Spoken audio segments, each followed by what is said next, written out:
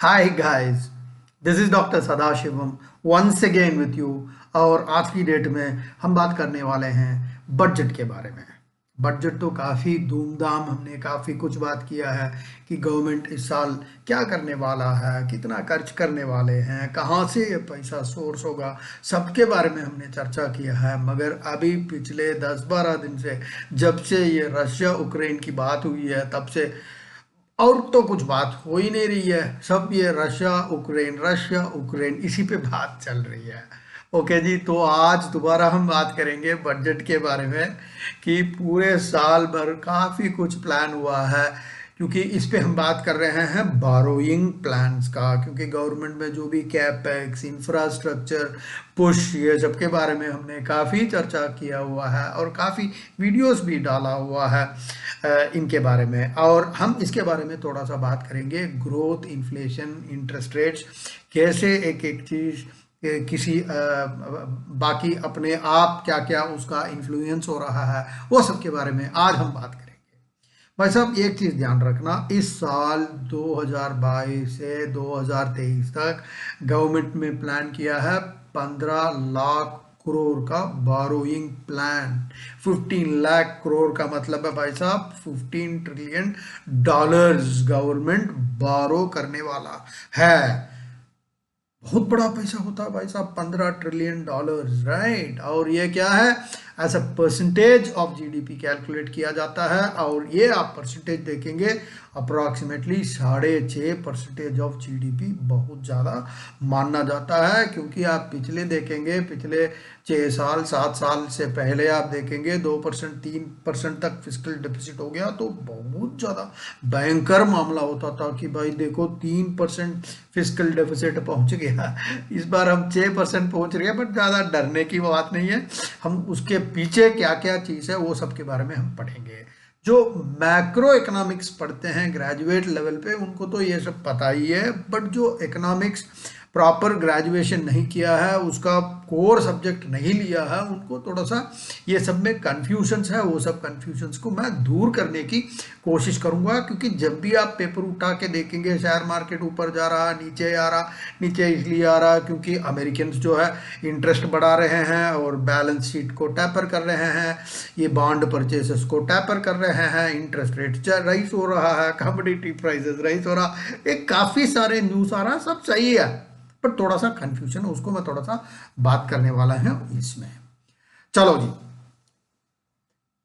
Main चीज ये समझ लेना कि इस बार जो गवर्नमेंट बारो कर रहा है जो 15 लाख करोड़, बार बार मैं ये फिगर इसलिए बोल रहा हूं क्योंकि आपके माइंड में बैठ जाना चाहिए कि क्या बारोइंग प्लान है। अगर मान लीजिए आप घर चलाते हैं तो हमें मालूम होना चाहिए कि मंथली क्या सैलरी आ रहा है, उस सैलरी में क्या ईएमआई पे करना है, हमारा खर्चा क्या है, तो उस हिसाब से हम फैमिली एक्सपेंसेस को संभालते हैं। ऐसे ही गवर्नमेंट को भी संभालना पड़ता है, ठीक है जी। तो 15 ट्रिलियन डॉलर मतलब 15 लाख करोड़ हम बारोइंग प्लान इस साल का किए हैं। और इसका और 2 साल पहले भी ऐसे ही किए थे, आपको याद है तो मार्च 24 को जब मोदी साहब टेलीविजन में आके सबको बताए थे कि 24 में पूरा लॉकडाउन चलेगी, हमें सब याद है। ये अप्रैल में जून में ये सब प्रॉब्लम चलता था, तो उस टाइम भी तो गवर्नमेंट बारो किया है, उस टाइम भी तो फिजिकल डेफिसिट किया था। बट उस फिजिकल डेफिसिट और आज की डेट में जो फिजिकल डेफिसिट जो 6.2% की हम बात कर रहे हैं फॉर दिस ईयर 22 to 23 में फर्क क्या है, उसके बारे में पहले हम समझ लेंगे। उस टाइम हुआ क्या था, क्योंकि बहुत ज्यादा खर्चा हो रहा था कि लोगों को पैसा देना था, काम नहीं चल रहा था, टोटल लॉकडाउन था, तो घर लोगों के हाथ में पैसा डालने का एक ऑब्जेक्टिव गवर्नमेंट के पास था जिसको कहते हैं putting money in the hands of people. तो इसलिए रिजर्व बैंक ऑफ इंडिया उन्होंने क्या किया, वो तो सेंट्रल बैंकर होता है, जैसे फॉरेन सेंट्रल बैंक फॉरेन में यूएस में भी है, फेड कहते हैं, जैसे हमारे यहाँ आरबीआई कहते हैं, रिजर्व बैंक ऑफ इंडिया। तो उन्होंने क्या किया, रिपो रेट्स को कम किया है। रिपो रेट्स का मतलब क्या है, रिपो रेट है भाई, रिपो रेट एक इंटरेस्ट रेट है जिस रेट पे आरबीआई बाकी बैंकों को, बैंक का मतलब आपके स्टेट बैंक आ गया, यूनियन बैंक आ गया, पंजाब नेशनल बैंक, ये सब नेशनलाइज्ड बैंक है, उनको किस इंटरेस्ट पे पैसा देता है, जिसको कहते हैं repo rate, reverse repo rate होता है। तो बैंक के पास अगर कुछ एक्सेस पैसा है वो आरबीआई में जमा करके रखता है, वो 4% नहीं देगा, वो थोड़ा सा रिवर्स रिपो रेट उससे थोड़ा सा कम होगा। मतलब आरबीआई क्या करेगा, being the central bank of the nation, come interest पे पैसा उठाएगा बैंकों से, मगर यही पैसा अगर बैंक आरबीआई से मांगेगा थोड़ा सा ज्यादा होगा। फर्क हमेशा होता है between the repo rate and the reversible repo rate. कितना है वो बाद में हम बताएंगे, डेली हर मंथ चेंज होता रहता है। इसका एमपीसी कमिटी बैठता है, monetary policy committee and all that, वो डिसाइड करते हैं कि रिपो रेट कितना होगा, रिवर्स रिपोर्ट कितना होगा। बट मोटा मोटा ये समझ लीजिएगा, रिपो रेट वो वाला रेट है जिस इंटरेस्ट पे आरबीआई बैंकों को देता है, और रिवर्स रिपो रेट उस रेट जो बैंक आरबीआई के पास पैसा अपना दे के रखता है। चलिए जी, आरबीआई कैसे किया है, इंटरेस्ट रेट्स को कम किया है। कितना कम किया, रिपो रेट्स को, इंटरेस्ट रेट नहीं, रिपो रेट्स को कितना कम किया, 4% तक कम किया। कब, मार्च 2020 में किया है। इस वजह से immense quantity of government bonds खरीदा है। गवर्नमेंट के पास बॉन्ड्स होता, बॉन्ड क्या, पेपर है, पेपर आपको देंगे तो आप पैसा दे देंगे, ठीक है जी। इसी लिवर्स, इनको रिवर्स कहता है। जैसे बस में गियर नहीं होता, फर्स्ट गियर डाल दिया, सेकंड गियर, हाथ में लीवर है, जैसे चाहिए ऐसा करते जाओ। मार्केट में पैसा सप्लाई इंक्रीज करना तो करो, सप्लाई कम करना तो करो। सप्लाई कम करना है तो क्या करना है, इंटरेस्ट रेट्स के साथ खेलते हैं, वही काम ये करता है भाई।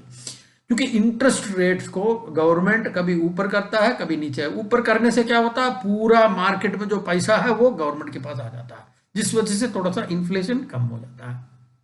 और बाकी क्या, जैसे कोविड के टाइम पे क्या करता है, पूरा पैसे को मार्केट में फैला देता है। कैसे करता है, बाइंग द बॉन्ड्स कहते हैं, मतलब आपसे बॉन्ड ले लिया और पैसा फेंक दिया। जब पैसा बहुत ज्यादा मार्केट में सप्लाई हो जाता है उस टाइम क्या होता है, इन्फ्लेशन बढ़ जाता है। ये एक बेसिक कॉमन सेंस है भाई साहब। तो आरबीआई ने क्या किया, काफी बॉन्ड्स परचेज करना शुरू किया, जिस वजह से काफी लिक्विडिटी आ गया था बैंक्स में, वो सब लोगों के पास पहुंच गया। नॉर्मली जब ज्यादा पैसा आता है थोड़ा बहुत इन्फ्लेशन होगा, बट एट दैट टाइम, हम बात कर रहे हैं 2020 के बारे में, 2000 पहले जब भी पैंडेमिक वगैरह आया था, उस टाइम इन्फ्लेशन इतना ज़्यादा बढ़ा नहीं था जिस हिसाब से पैसा मार्केट में आया, लिक्विडिटी मार्केट में आया। क्यों, क्योंकि उस टाइम पैंडेमिक इंड्यूस्ड अनसर्टेनिटी कहते हैं, क्योंकि पैंडेमिक था तो लोग ज़्यादा खर्च नहीं करते थे। Banks were also reluctant to rent, bank में भी लोगों को मन मर्जी लोन देते नहीं थे। हाउस होल्ड जो है काफी पैसा खर्च नहीं करते थे, क्योंकि उनको तो श्योरली पता नहीं कि अगले महीने की सैलरी आएगा नहीं आएगा, लोगों को पता नहीं था, इसलिए वो अपने पूरे एक्सपेंसेस को कंट्रोल में रखते थे। और प्राइवेट कंपनीज भी देखेंगे, बड़े बड़े इन्वेस्टमेंट में पैसा नहीं लगाते थे, तो थोड़ा सा स्पेंडिंग थोड़ा कंट्रोल में था। तो स्पेंडिंग थोड़ा बहुत कंट्रोल में है, और ज्यादा से ज्यादा लिक्विडिटी आया, थोड़ा बहुत इन्फ्लेशन तो बढ़ेगा, मगर वो बिल्कुल did not spin out of control कहते हैं, मतलब कंट्रोल से बाहर नहीं गया। इसलिए गवर्नमेंट इतनी बड़े फिस्कल डेफिसिट जिसको हम बात कर रहे हैं, कैसे भी गवर्नमेंट उसको संभालता था, not worrying too much about inflations. क्योंकि इन्फ्लेशंस थोड़ा बहुत तो होगा ही, जब मार्केट में लिक्विडिटी होगा थोड़ा बहुत तो आएगा। उस पर स्टैंड्स लेते हैं ना गवर्नमेंट, जैसे कभी हॉकी स्टैंड ले लेते हैं, कभी अकोमोडेटिव स्टैंड्स ले लेते हैं, कभी डविश स्टैंड ले लेते हैं। ये सब डिफरेंट टेंडेंसी के बारे में सेपरेट वीडियो भी डाला हुआ, वो सब देख लीजिएगा। हॉकी स्टैंड्स का मतलब इंटरेस्ट इतना बढ़ा देंगे कि मार्केट में जो भी पैसा है वो सक कर लेंगे गवर्नमेंट अपने यहाँ, मतलब मार्केट में पैसा कम से कम होगा ताकि इन्फ्लेशन कम होगा, जिसको कहते हैं हॉकी स्टैंड कहते हैं। चलिए वो तो उस कॉम्प्लेक्सिटी में हम जाएंगे नहीं है। तो अभी क्या है,